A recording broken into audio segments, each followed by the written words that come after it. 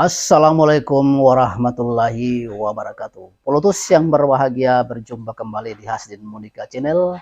Kali ini kita masih membahas seputar perkembangan Capres Anies Baswedan yang makin mencor dan makin berkembang dukungannya di seluruh penjuru tanah air.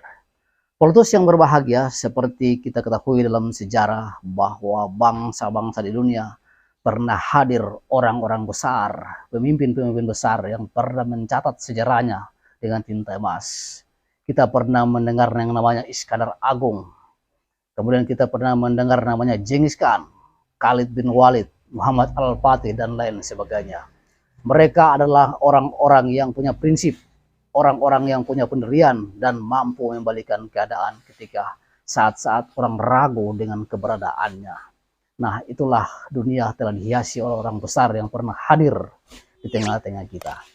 Kali ini kita melihat tentang Indonesia yang sesungguhnya dalam kondisi tidak baik-baik saja. Seperti itu. Nah, beberapa pengamat seperti 2 hari lalu ketika Saud Situmorang, seorang praktisi dari KPK, mengatakan bahwa negeri ini bukan semakin baik, bahkan semakin banyak maling-maling tersembunyi yang terpelihara.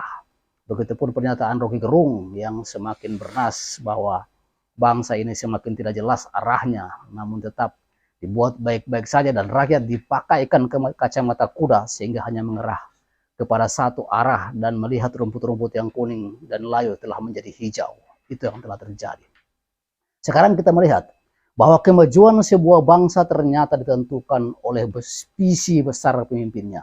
Kita melihat bagaimana seorang Genghis Khan dalam usia 36 tahun telah menaklukkan sebuah jazirah yang begitu besar. Ini karena ada kompetensi dari pemimpin, ada kemampuan, ada visi. Begitupun ketika Muhammad Al-Fatih menaklukkan Konstantinopel pada usia 23 tahun. Jadi orang-orang besar yang pernah hadir dalam sejarah dunia mencatat sejarahnya dengan cinta emas adalah orang-orang yang punya kemauan besar, punya visi besar, dan bahkan diragukan. Satu hal lagi ketika kita melihat dalam perang Handak yang 6 hari ketika para sahabat menggali parit, mereka kelaparan, memakan gandum yang hanya melekat di tangan-tangan mereka. Dalam kondisi yang kelaparan dan kehausan tersebut, mereka bertanya kepada Rasulullah, "Ya Rasulullah, setelah ini apa lagi? Roma ya yang akan kita taklukkan." Orang-orang Yahudi yang melihat itu lalu mengatakan, menggigau mereka ini saat kelaparan dan kehausan, mereka sudah bermimpi seperti itu. Tapi apa yang terjadi kemudian? Umat Islam setelah peninggalan Nabi Muhammad lalu melakukan perluasan yang begitu besar. Nah, ini kita katakan dengan sejarah. Nah, kita kembali ke Anies Baswedan. Anies Baswedan adalah seorang profesional, seorang intelektual, kemudian seorang negarawan di bangsa ini yang sudah teruji, mempunyai kemampuan ilmu yang cukup mumpuni, kemudian paripurna, karena beliau adalah profesor, bekas seorang rektor, kemudian mempunyai jenjang pendidikan yang begitu runut, dari mulai SD sampai pada profesor. Jadi tidak ada yang berhenti, tidak ada yang disembunyikan-sembunyikan. Ya, kalau pernah ada kasus-kasus ijazah palsu, ya Anies Baswedan tidak kena ijazah palsu tersebut karena profesor dan doktor benaran, bukan abal-abal. Itu yang terjadi. Nah, kemudian bagaimana seorang Anies Baswedan bisa memahami persoalan bangsa ini, bisa merunut persoalan bangsa ini, sehingga beberapa para pakar mengatakan urgensinya Anies Baswedan itu bukan karena dia dianggap ya disebut kadrun, ada campuran-campuran Yaman, Arab dan sebagainya, bukan itu masalahnya.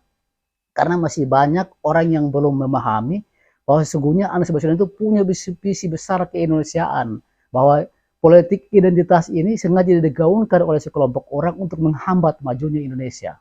Ada kelompok-kelompok tertentu yang takut ketika ya disebut lapak-lapak mereka terganggu. Padahal ini bisa dikomunikasikan untuk kemajuan bangsa ini.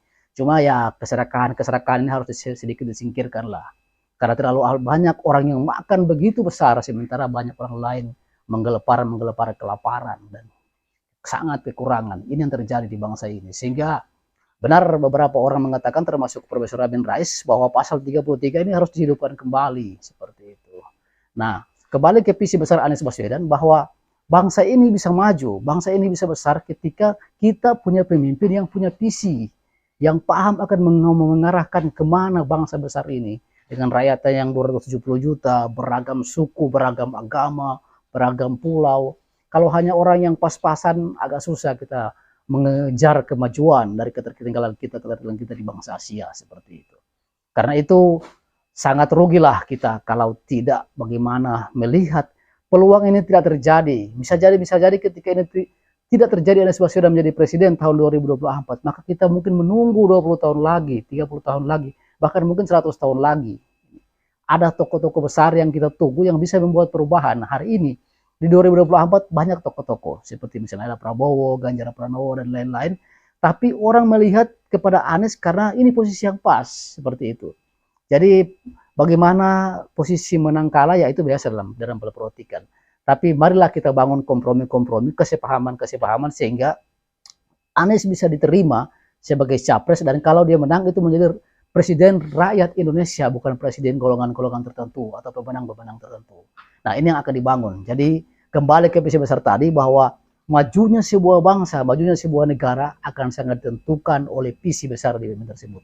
Dan Anies mempunyai itu. Ini ada sebuah pengulangan 20 tahun lalu ketika seorang Nurcholish Madjid pernah berpidato kebangsaan, bagaimana dia mengatakan tentang lingua franca seperti itu. Orang merindukan hal seperti itu dan itu ada pada Anies Baswedan saat ini. Karena itu sangat benar ketika hari ini orang-orang yang sudah membuat KIB ya kuning, hijau, biru dan lain-lain itu yang dari orang dari Golkar, kemudian dari P3, kemudian dari PAN seperti itu. Walaupun mungkin elit-elitnya di sana, tapi gerbongnya di pendukung Anies. Jadi kawan-kawan dimanapun berada, Plutus ya bersyukurlah kalau kita sudah punya pencerahan bagaimana melihat seorang calon presiden yang berkualitas sehingga bisa membawa bangsa ini ke arah kemajuan dan kualitas-kualitas yang lebih baik, kualitas pendidikan, kualitas kehidupan, kualitas beragama, dan lain-lain.